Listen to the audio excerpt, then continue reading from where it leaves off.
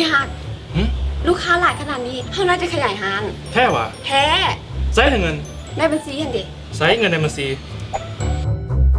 คิดออกแล้ว ขอพรทับโชคแล้ววาสนาสิมามือใดเลขที่ออกได้แก่โชคหายนี่กูนอกระบบดอกเบี้ยมันสูงนี่อาจจะเห็นวิธีใดล่ะสินเชื่อหันทรัพย์ให้เป็นทุนเพื่อเพิ่มโอกาสต่อยอดขยายธุรกิจของทานเพื่อสร้างความเข้มแข็งสภาพการเงินประกอบเอกสารสะดวกสบายอนุมัติง่ายและระยะเวลากู้ยืมสูงสุด3 ปีสอบถามข้อมูลเพิ่มเติม021-253-456ธนาคารร่วมพัฒนาเติบใหญ่ไปพร้อมกัน